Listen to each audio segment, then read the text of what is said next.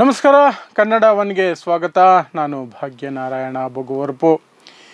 ಜಮ್ಮು ಕಾಶ್ಮೀರದ exit poll ಬಗ್ಗೆ ಮೊನ್ನೆ ಒಂದಷ್ಟು ನಂಬರ್ಸ್ ಕೊಟ್ಟಿದ್ದೆ. ಈಗ ಅದನ್ನು ಪರಿಷ್ಕರಿಸಿ ಹರಿಯಾಣದ ಚುನಾವಣೆಗಳು ಮುಗಿದ ಸಂದರ್ಭದಲ್ಲಿ ಇನ್ನೊಂದು ಎಕ್ಸಿಟ್ ಪೋಲನ್ನು ಕನ್ನಡ ಒನ್ ನ್ಯೂಸ್ ಮೂಲಕ ಕೊಡ್ತಾ ಇದ್ದೀವಿ.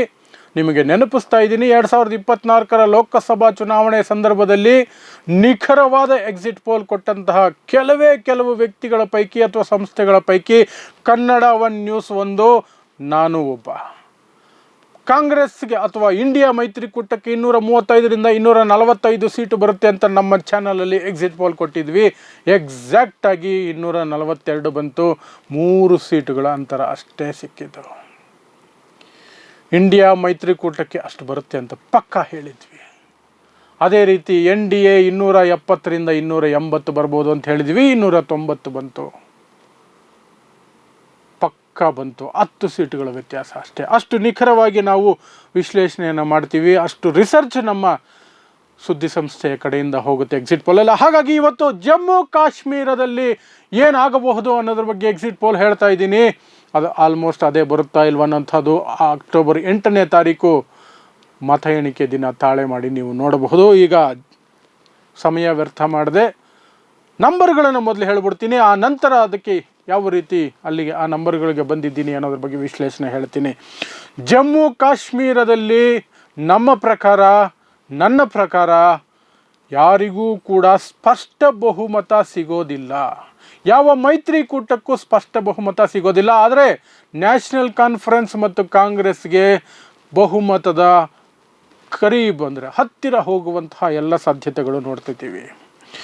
ಜಮ್ಮು ಕಾಶ್ಮೀರದಲ್ಲಿ BJP 23ರಿಂದ 28 ಸೀಟುಗಳನ್ನು ಪಡ್ಕೊಳ್ಳೋ ಸಾಧ್ಯತೆ ಇದೆ. BJP 23ರಿಂದ 28, ಕಾಂಗ್ರೆಸ್ ಮತ್ತು ನ್ಯಾಷನಲ್ ಕಾನ್ಫರೆನ್ಸ್ 40ರಿಂದ 45 ಸೀಟು. 90 ಸೀಟುಗಳ ಚುನಾವಣೆ ಇದು. 46 ಮ್ಯಾಜಿಕ್ ನಂಬರ್. ಆದರೆ 46 ಮ್ಯಾಜಿಕ್ ನಂಬರ್ ಅಲ್ಲ, ಇದರಲ್ಲಿ ಒಂದು ಟ್ವಿಸ್ಟ್ ಇದೆ.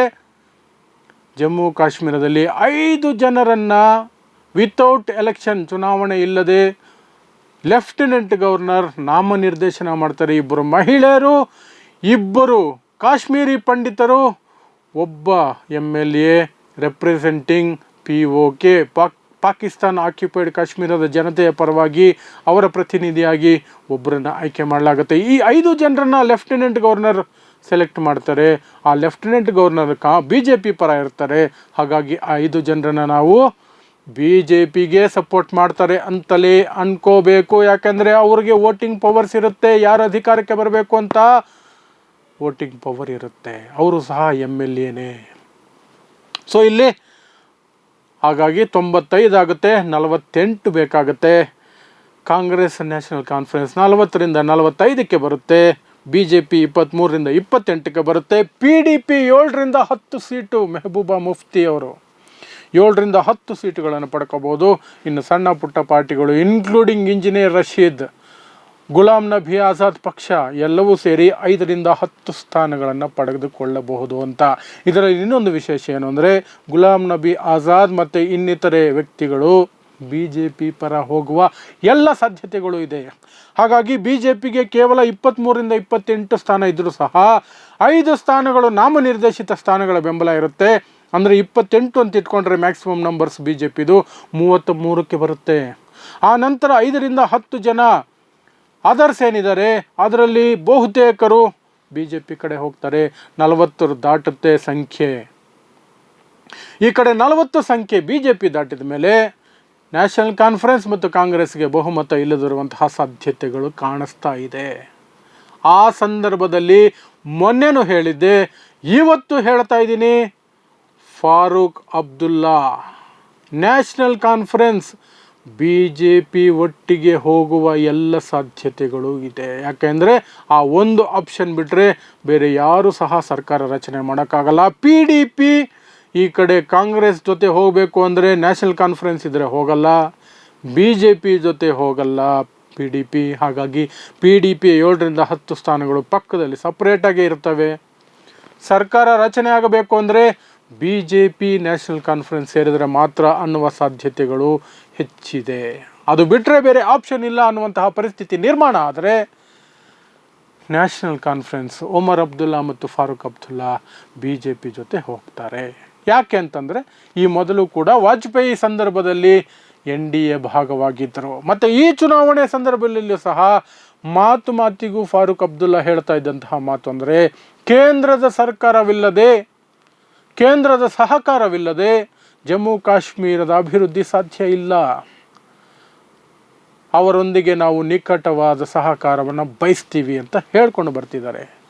ಹಾಗಾಗಿ ಹಂಗ್ ಅಸೆಂಬ್ಲಿ ಯಾರಿಗೂ ಬಹುಮತ ಇಲ್ಲದ ಸಂದರ್ಭದಲ್ಲಿ BJP ಜೊತೆ ನ್ಯಾಷನಲ್ ಕಾನ್ಫರೆನ್ಸ್ ಸೇರಿದ್ರೇ ಸರ್ಕಾರ ರಚನೆ ಆಗುತ್ತೆ, ಇಲ್ಲಾಂದರೆ ರಾಷ್ಟ್ರಪತಿ ಆಡಳಿಕೆ ಅನ್ನುವಂತಹ ಸಂದರ್ಭ ಬಂದರೆ ಫಾರೂಕ್ ಅಬ್ದುಲ್ಲಾ BJP ಒಟ್ಟಿಗೆ ಮೈತ್ರಿ ಮಾಡಿಕೊಳ್ತಾರೆ.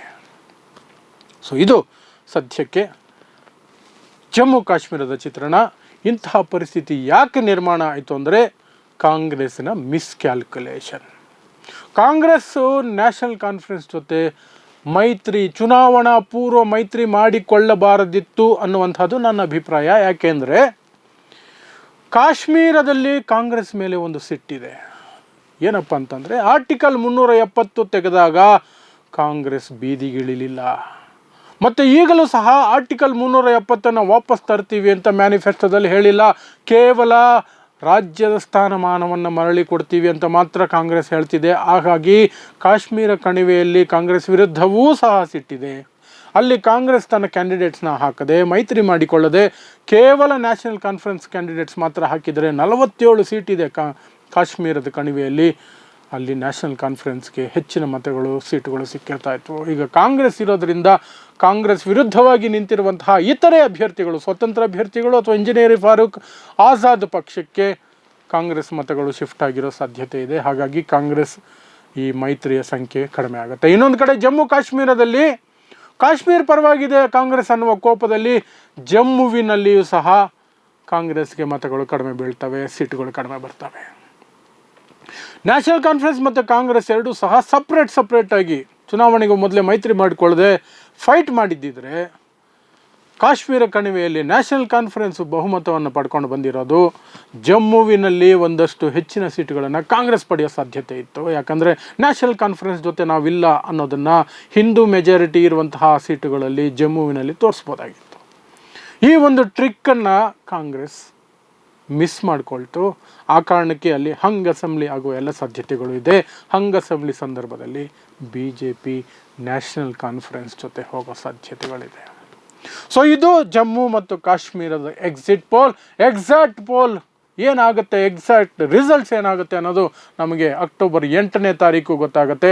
ಆವತ್ತೂ ಸಹ ನಾನು ನಿಮ್ಮ ಮುಂದೆ ನೇರವಾಗಿ ಲೈವಲ್ಲಿ ಬರುವಂತಹ ಪ್ರಯತ್ನ ಮಾಡ್ತೀನಿ. ಹರಿಯಾಣ ಮತ್ತು ಜಮ್ಮು ಕಾಶ್ಮೀರ ಚುನಾವಣಾ ಫಲಿತಾಂಶಗಳೇನಿದೆ ಅದು ನಮ್ಮ ಚಾನಲಲ್ಲಿ ಲೈವ್ ಕೊಡುವಂತಹ ತಯಾರಿ ನಡೆಸ್ತಾ ಇದ್ದೀವಿ. ಲೈವ್ ಕೊಡುವಂತಹ ಸಾಧ್ಯತೆಗಳು ಇದೆ. ನಾವು ಬರ್ತೀವಿ, ಆವತ್ತು ನೋಡೋಣ ಎಕ್ಸಾಕ್ಟಾಗಿ ಏನು ನಂಬರ್ಸ್ ಬರುತ್ತೆ ಅಂತ. ನೋಡ್ತಾ ಇರಿ ಸಮಾಜಕ್ಕಾಗಿ ಕನ್ನಡ 1 ನ್ಯೂಸ್. ನಮಸ್ಕಾರ.